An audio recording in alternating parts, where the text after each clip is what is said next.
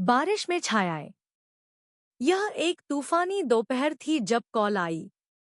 Detective रेविन, हमारे पास एक आपातकाल है, मेरी विश्वसनीय सहयोगी तारा ने कहा। नमस्ते तारा, क्या हो रहा है? मैंने जवाब दिया, मेरे पेट में एक गांठ महसूस कर रहे थे। मुझे एक महिला से डिस्ट्रेसिंग संदेश मिला है। उसने कहा कि वह फंसी हुई है और खतरे में है। उसकी आवाज में खौफ ने मेरे रकन को झकझोरा। वह वे मेरे लिए आने वाले हैं। कृपया मेरी मदद करो। और बस इतना सुनते ही लाइन खामोश हो गई। एक अनुभवी डिटेक्टिव होने के नाते मैं जानता था कि मुझे जल्दी करना होगा। मैंने जल्दी से अपनी टीम से संपर्क किया। सोफिया, हमारी तकनीकी विशेषज्ञ, जैसन, अनुभवी जांचकर्ता, और मेरी विश्वसनीय फील्ड ऑफिसर, मिया। हम सम्मेलन कक्ष में इकट्ठा हुए और सोफिया की उंगलियां कीबोर्ड पर तेजी से दौड़ने लगीं, कॉल के स्रोत का पता लगाने के लिए। सिग्नल एक अधिश्रुत गोदाम से आ रहा है जो पाइके प्लेस मार्केट के करीब है, उसने हमें बताया, गंभीर दिखते हुए। यह एक लाल झंडा है। और आवाज, यह एक लड़की की है जिसका नाम रेन मुनरो है। उसे पिछले हफ्ते लापता बताया गया था। मेरे दिल की धड़कन तेज हो गई जैसे मैंने जानकारी को जोड़ा। ठीक है, हमारे पास बर्बाद करने का समय नहीं है। चलो सिएटल पीडी को सूचित करते हैं और अपना गियर ले लेते हैं। हमें इस लड़की को खोजने की आवश्यकता है। हमने जल्दी से अपना उपकरण एकत्र किया, लेकिन इसके लिए मुझे एक व्यक्तिगत मामले को निपटाना था। मेरी दादी, जो सालों से बीमारी से संघर्ष कर रही थी, अस्पताल में थी, और यह मेरे मन पर भारी था। जब मैं उनके अस्पताल के कमरे में प्रवेश किया, उनकी कमजोर मुस्कान ने मेरे दिल को गर्म किया। रेवेन, मेरी बहादुर डिटेक्टिव, उसने कहा, उसकी आवाज नरम लेकिन मजबूत। तुम्हें सुरक्षित वापस आना चाहिए। मैंने सिर हिलाया, अपने गले में कंकड़ को रोकते हुए। मैं वादा करता हूँ, दादी। हम एक लड़की की मदद करने जा रहे हैं जो मुश्किल में है। उसने जेंटली मेरी हाथ को दबाया, उसकी आंखों में मेरी अनथक विश्वास रिफ्लेक्टेड। और अपने पूरे दिल से प्यार करना मत भूलना, उसने फुसफुसाते हुए कहा। मुझे एक शक्ति का संचार किया। जब हम गोदाम में पहुंचे तो हवा में तनाव था। यह अजीब लगा, जैसे दीवारों में लंबे समय से दफन हुए रहस्यों की फुसफुसाहटें हों। एक पूर्ण जांच के बाद हमें केवल छायाएं और धूल मिली, फिर भी सोफिया की पहचान कौशल ने फलदार साबित कर दिया। इस मंजिल के नीचे एक छिपा हुआ तहखाना है। हमें इसे जांचना चाहिए। हमारे दिल तेजी से धड़क रहे थे जब हम अंधेरे में नीचे उतरे, फ्लैशलाइट की किरणें गंदगी में चीरती हुई। अचानक हमने एक कोने से हल्की चीत्कारें सुनी। जब हम आगे बढ़े, वहां रेन थी, जो स्पष्ट रूप से चिंतित लेकिन जिंदा थी। आप आए, उसने कहा, उसकी चेहरे पर राहत का समर्पण। मैं उसे मुक्त करने के लिए जल्दी से दौड़ा, मेरा दिमाग प्रश्नों से भरा था। यह किसने किया? किसने तुम्हें चोट पहुंचाई? उसके गालों से आंसू बहते हुए उसने कहा, यह मेरे पिताजी थे। वह मुझे स्वीकार नहीं कर सके कि मैं कौन हूं। उस पल में मुझे समझ में आया कि मेरी अंतर्ज्ञान क्यों उसके पिता के चारों ओर सतर्क था। हमें तुम्हें यहां से बाहर निकालना है, रेन। तुम अब सुरक्षित हो। जैसे ही हम उसे बाहर हवा में ले गए, तूफान साफ होने लगा, पुनर्वास की रोशनी का संकेत देता। हालांकि मेरी टीम और मुझे उस शैतान का सामना करना था जो उसके दुहक का कारण था। हम उसके घर लौटे, जहां हमने उसके पिता, जैसन मुनरो, को चिंतित रूप से चक्कर लगाते पाया। रेन कहाँ है? तुमने क्या किया? उसने गरजते हुए पूछा। उससे आगे कोई प्रतिक्रिया देने से पहले पुलिस आई। और मैंने आगे बढ़ते हुए कहा, श्रीमान मुनरो, मुझे आपके साथ आपकी बेटी के लापता होने के संबंध में पूछताछ करनी है। तुम उसे मुझसे नहीं ले जाओगी, उसने चिल्लाया, लेकिन तब तक बहुत देर हो चुकी थी। सबूत सीधे उसकी ओर इशारा कर रहे थे। उसका नियंत्रित व्यवहार ने रेन को ऐसा महसूस कराया कि उसे अपनी पहचान छिपाने की जरूरत है। जैसे ही उसे ले जाया गया, मैंने रेन की ओर मुड़कर कहा, अब तुम खुद को होने की आज़ादी है। जिसे तुम है, उसे स्वीकार करो और कभी शर्म के कारण अपनी खुशी को निर्धारित मत होने दो। उसने सिर हिलाया, उसकी आंखों में एक नई चिंगारी चमक रही थी। जैसे ही हम मुख्यालय वापस लौटे, मिया ने मुझसे मुड़कर एक विचारशील लुक दिया। क्या तुम ठीक हो, रेवेन? यह तो काफी तीव्र था। मैंने गहरी सांस ली, भावनाएं स्वर्लिंग की। मैं बस इस बात से खुश हूं कि हमने उसे वापस पाया। हर लड़की को प्यार और स्वीकृति की जरूरत है, चाहे वह किससे प्यार करती है। मिया ने धीरे से मुस्कुराते हुए मेरी हाथ को छुआ और मैंने हमारी काम की रिश्ते से परे एक गर्माहट महसूस की। शायद अपराध और भय की छायाओं के बीच एक नई रोशनी चमकने लगी थी। जब हम स्टेशन पर वापस आए, तो माहौल राहत और तनाव का मिश्रण था। रेन को उसकी जरूरत की चिकित्सीय सहायता मिल रही थी और मैंने यह जानकर गहरी संतोष की भावना महसूस की कि हमने उसे बचा लिया था। हालांकि मेरा मन उसके पिता की कठोर शब्दों और शर्म की पकड़ की ओर बढ़ता रहा, जिसे उसने उस पर थोपने की कोशिश की थी। मैं इससे छुटकारा नहीं पा सका कि यह मामला अभी खत्म नहीं हुआ है। अगले कुछ दिनों में रेन अपनी माँ की चाची के साथ रही, जो शिकागो से आई थी। उसकी चाची की मृदुलता ने रेन की आंखों में जो बेचैनी थी उसे कम करने में मदद की। हमारी टीम ने उसके पिता, जैसन, की निकटता से निगरानी करना जारी रखा, जिसे गिरफ्तार किया गया था लेकिन जमानत पर था। जितना मैंने उसके बारे में सीखा, मैंने रेन की सुरक्षा सुनिश्चित करने की इच्छा बढ़ती गई, केवल शारीरिक रूप से नहीं, बल्कि भावनात्मक रूप से भी। एक दोपहर, जब मैं अपने कार्यालय में केस फाइलों की समीक्षा कर रहा था, मैंने मिया का संदेश प्राप्त किया। हे रेवेन, क्या हम बात कर सकते हैं? एकांत में जब वह आई, उसने पीछे दरवाजा बंद किया। उसका चेहरा गंभीर था। क्या सब ठीक है? मैंने पूछा, उसकी चेहरे पर लिखी चिंता देखी। यह रेन के बारे में है, उसने शुरू किया, उसकी आवाज धीरे। मुझे लगता है कि हमें उससे संपर्क करना चाहिए और उसकी मदद करनी चाहिए। आप जानते हैं, सिर्फ मामले से परे। मैंने सिर हिलाया, रुचि लेकर। तुम्हारे मन में क्या है?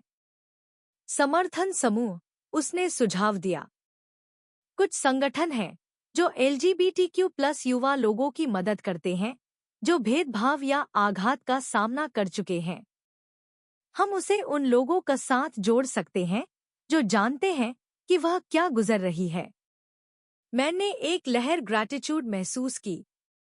मिया की नजरें उन अवसरों को देखने की एक अद्भुत क्षमता रखती थी, जहां मैं कभी-कभी केवल काम ही देखता था। यह एक बेहतरीन विचार है। मैं चाहती हूं कि वह जानती हो कि वह इसमें अकेली नहीं है। हमारे योजना के आकार लेने के साथ, हमने स्थानीय समर्थन समूहों से संपर्क किया। रेन को उन बैठकों में भाग लेने के लिए व्यवस्थित किया जहां वह अपने अनुभव साझा करने वाले अन्य लोगों से मिल सके। जब हमने उसे यह विचार प्रस्तुत किया, तो रेन की आंखें अनिश्चितता से भर गईं। क्या वे मुझे स्वीकार करेंगे? उसने पूछा। उसकी आवाज मुश्किल से एक फुसफुसाहट से ऊपर थी। बिल्कुल। वे समझेंगे जो आप गुजरी हैं, और वे आपको सफल होते देखना चाहते हैं। यह प्यार और स्वीकृति से भरा एक सुरक्षित स्थान है। कुछ सप्ताह बीते और रेन की मुस्कान की आवृत्ति बढ़ गई। मैंने देखा कि वह धीरे धीरे अपने पैरों पर खड़ी होने लगी। वह नियमित रूप से समर्थन समूहों में भाग लेती थी और हर बार जब वह किसी एक से लौटती, वह अधिक जीवंत, अधिक आत्मविश्वास से भरी होती। एक शाम रेन ने मुझे जोर करके बुलाया। डिटेक्टिव रेवेन, मेरे पिताजी यहाँ हैं। वह मेरी चाची को धमका रहे हैं। मुझे डर लग रहा है। मिया और मैं रास्ते में हैं। अंदर रहो और दरवाजे बंद करो। मिया और मैं रेन की चाची के घर गए। जब हमने पहुंचा, मैं जैसन मुनरो को ड्राइववे के अंत में चिंतित रूप से चक्कर लगाते हुए देखा। उसका चेहरा गुस्से में लाल था। हम सावधानी से निकट आए और उसने हमारी ओर मुड़कर देखा। उसकी आंखें भयंकर थीं। मेरी बेटी से दूर रहो, उसने चिल्लाया, एक कदम आगे बढ़ाते हुए। श्रीमान मुनरो, मैंने कहा, स्थिति को शांत करने की कोशिश करते हुए। हम यहाँ रेन की मदद करने आए हैं। कोई उसे नुकसान नहीं पहुंचाने वाला है। मदद? क्या तुम सोचते हो यह मदद है? वह मेरी है। तुम उसे मुझसे नहीं ले जा सकते। उसकी हताशा स्पष्ट थी, लेकिन मैं यह भी महसूस कर सकता था कि उसे अपनी बेटी के जीवन पर नियंत्रण खोने का गहरा डर था। इस पर बात करते हैं, मिया ने शांति से कहा जबकि वह करीब खिसक गई, सहजता बनाने की कोशिश कर रही थी। हम आपकी मदद भी कर सकते हैं। कुछ क्षण के लिए उसने शायद इसे विचार किया, लेकिन यह क्षण क्षणिक था। उसने तेजी से अपने सिर को झटका दिया और वापस मुड़ा, घर के पीछे की ओर दौड़ने लगा। मैंने मिया को बुलाया कि वह पीछे रहे जबकि मैं उसके पीछे दौड़ा। वह संपत्ति की सीमा पर जंगल में भाग गया और मैंने उसके पीछे दौड़ लगाई।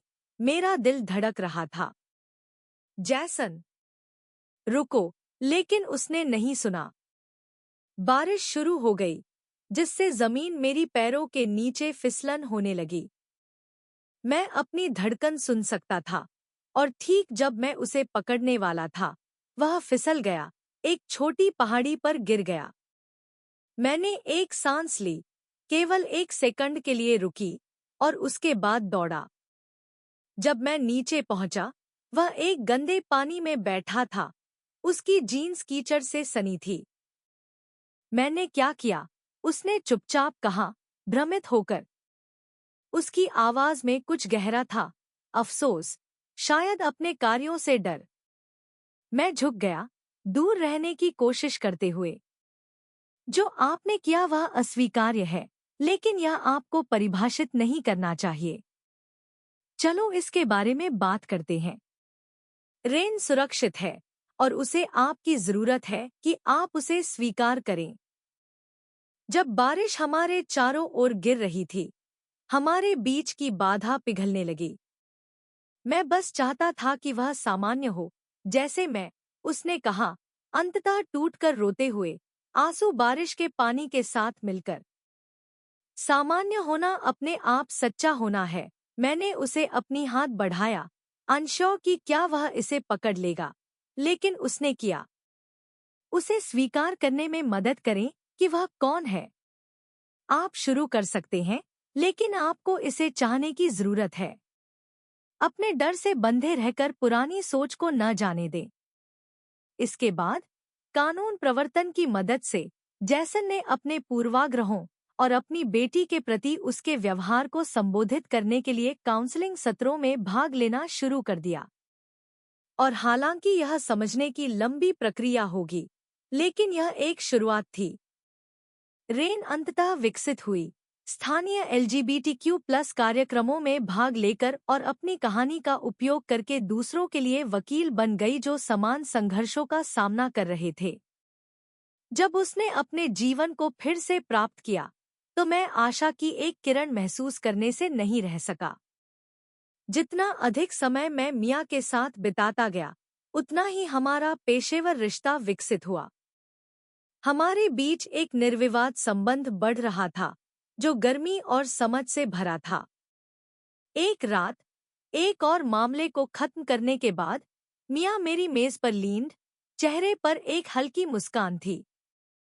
तुम जानते हो, रेवेन, तुमने वास्तव में रेन के जीवन में एक अंतर बनाया है। मैंने उसकी आंखों में देखा, मेरे सीने में एक हलचल सी महसूस हुई।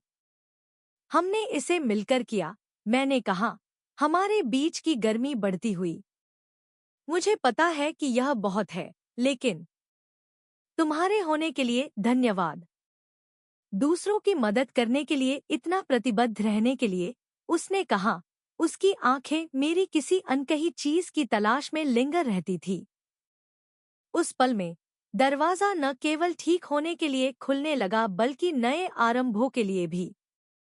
मैंने एक गहरी सांस ली और आगे की संभावनाओं की गर्मी और संभावनाओं का अनुभव करने दिया, रेन और खुद मेरे लिए। धन्यवाद, मिया।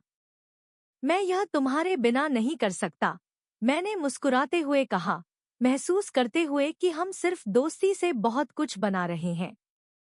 जब हम वहां खड़े थे, रात हमारे सामने थी, वादों से भरी, ठीक वैसे ही जैसे रेन का नया जीवन। अध्याय 3, नए आरंभ। जैसे जैसे भावनात्मक संघर्ष के हफ्तों के बाद हम सभी के लिए एक परिवर्तनकारी अनुभव था, रेन के लिए भी, मिया और मेरे लिए भी। रेन ने अपने मानसिक स्वास्थ्य सत्रों में और साप्ताहिक समर्थन समूहों में भाग लेना जारी रखा, खुद को कुशलता से एक नई पहचान में ढालते हुए। उसे इसके साथ चलने में सफलता का अनुभव हो रहा था, जैसे कि वह खुद को अज्ञात की ओर विश्वास के साथ बढ़ा रही थी। साथ में मिया और मैं कुछ नए अनुभवों में साझा कदम भी बढ़ाने लगे। मिया की मुस्कान जब भी अचानक सामने आती थी, मेरे दिल की धड़कन में रुकावट आ जाती थी। जैसे जैसे हम अपने रिश्ते को मजबूत कर रहे थे, पेशेवर भावनाएं भी उनके पक्ष में घूमने लगी। एक शाम, जब हम शहर में चलने निकले, हमने एक शांत कॉफी कैफे में घूमने का फैसला किया। हमारा कॉफी पीने और सुनहरे विचारों की चर्चा करते हुए समय बना और माहौल धीरे धीरे हमारे जीवन के बेहतर मानकों की ओर बढ़ने लगा। मिया, मैंने कहा, जब हम काफी के साथ थोड़ा बस गए, क्या तुम्हें कभी अपने सपनों का एक बड़ा लक्ष्य बनाने की ख्वाहिश हुई है? बैठक में कुछ बड़ा, उसने आश्चर्य से पूछा। हाँ, कई बार। तुम क्या सोचते हो? मैं जानती थी कि तुम हमेशा एक साहसिक फंड्राफ्ट में शामिल होकर जीवन को भरपूर जी रहे हो। अब हमारी जोड़ी में हिम्मत है। मुझे तुम्हारे साथ इस यात्रा में साथ लेकर चलना चाहिए, मैंने कहा, हल्का इशारा देते हुए। काफी अनुभव करते हुए मैंने उसका हाथ पकड़ लिया और एक कदम आगे बढ़ते हुए, क्या तुम मेरे साथ इस यात्रा में चलने के लिए तैयार हो? पूछा। उसकी आंखों में झिलमिलाहट आई और उसने मुझे देखा, गारंटी और प्रतिबद्धता के सबूत के साथ। हाँ, रेवेन, मैं तुम्हारे साथ रहूंगी। हम एकजुट होकर इसके पीछे खड़े रहेंगे। हमने मुस्कुराते हुए एक दूसरे की आंखों में देखा, हमारे दिलों का धड़कना, हमारे सपनों को साकार करने की उम्मीदें और हैसियत रखने की ख्वाहिश। मेरे लिए मिया के साथ ऐसी योजना बनाना सबसे बड़ा और महत्वपूर्ण था। इस रात का रास्ता खुल गया जहां हम एक साथ अद्भुत चीजें कर सकते थे।